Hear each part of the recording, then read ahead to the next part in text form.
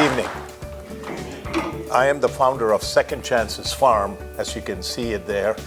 And some of you might know it, but I'm going to assume almost nobody here knows it. We are a for-profit answer to a nonprofit problem.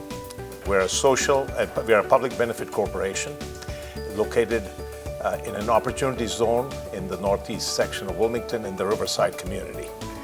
What we have created is a large-scale production farm that will grow food 365 days indoor in a vertical hydroponic setting without any chemicals. First challenge we faced in doing an indoor vertical farm is that we were advised by the city of Wilmington that it was illegal to have farming in the city of Wilmington. For most of you don't know that, the zoning code, until we persuaded the city to amend it, had an explicit prohibition against farming because it was associated with chickens and other things that came in. And this is not unusual for Wilmington.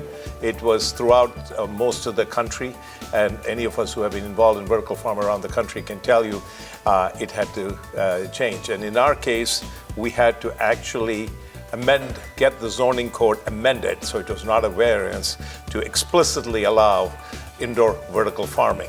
And as part of that amendment, which took the better part of a year, was persuading folks what indoor vertical farming was. So I must have made 50 presentations to city council and planning and other kinds of things.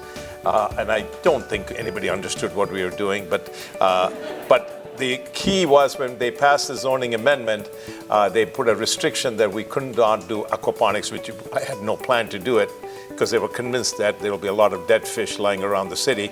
And so we got it so we can grow indoor vertical farm. We cannot grow crickets, by the way. That was another thing we were looking at. So we can only grow produce and green stuff hydroponically. So that happened on July 17th is when the zoning amendment got passed. And then on August 31st, we signed an agreement to acquire a 47,500 square foot building. And for those of you who don't know what square feet is, that is over an acre under roof.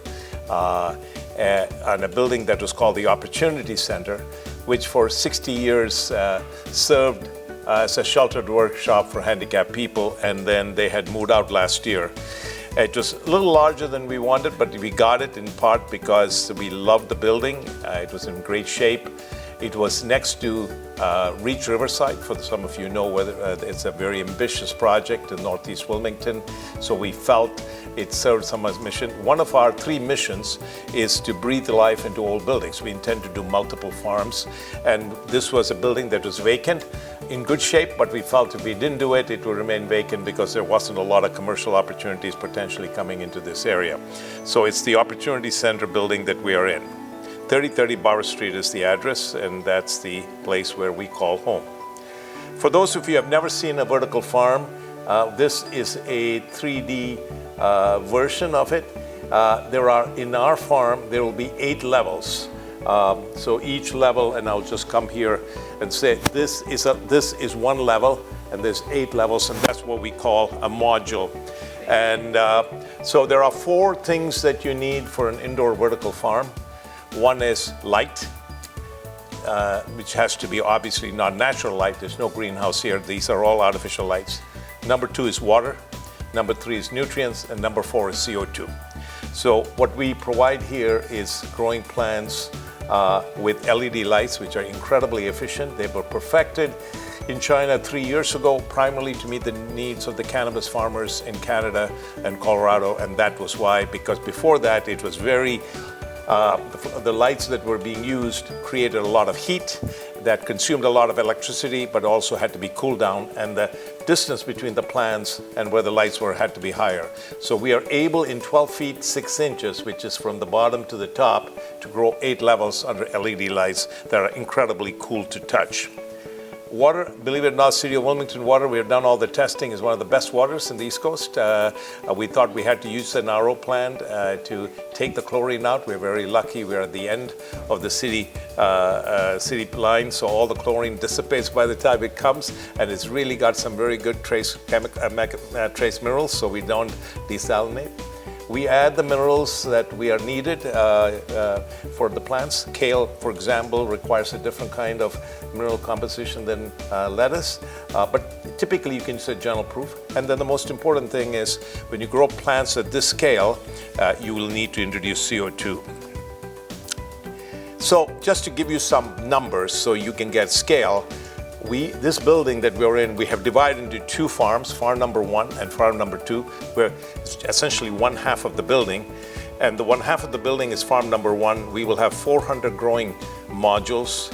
There are 8 levels per module. There will be 3,200 total levels. 108 plants grow in each level. At any given day, we will have 345,600 plants growing, and weekly harvest of 86,400, translating to 4,492,000 plants a year. So we are a plant factory, and that's what it is. The stuff we will grow include a variety of lettuces, kale, arugula, Swiss chard, basil, bok choy, sorrel, microgreens. We can grow a lot of other stuff, but space prevents us from growing it.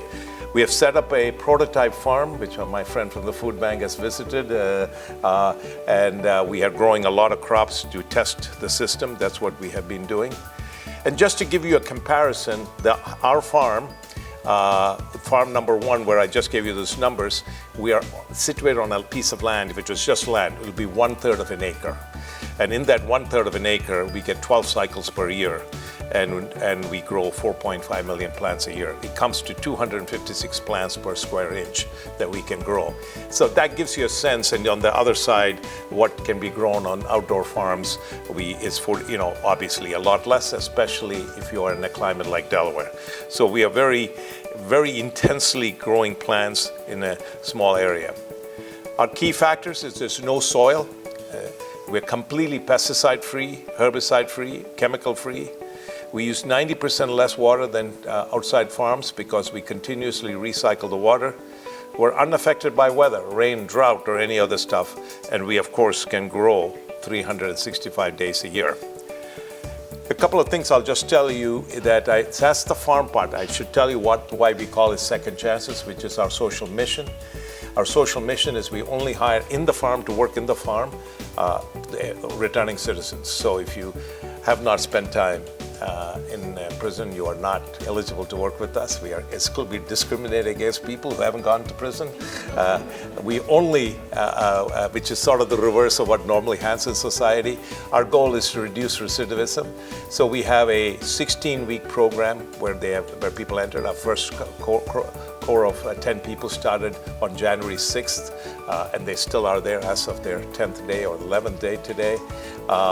At the end of 16 weeks, if they made it through that 16-week reentry, they then become a 52-week Entrepreneurs in Residence program, where we pay them $31,200 a year plus medical benefits. And if they go through that whole program and they're still interested in being part of us, they become an agripreneur, and we will offer them essentially a turnkey opportunity to become part of our subsequent farms where they can grow. So if you're an expert growing kale or bok choy, we'll give you the number of racks on it. And I've got 1 more minute, perfect. And so you get to grow it. And the idea is when they graduate with us, we will set up an LLC as a gift to them in the company they own. They become independent contractors. We finance the whole thing without interest. It's a turnkey production. We buy everything they sell, and then we'll pay them once a month. Our real crop that we are proud of is we are going to create a new crop of compassionate capitalists.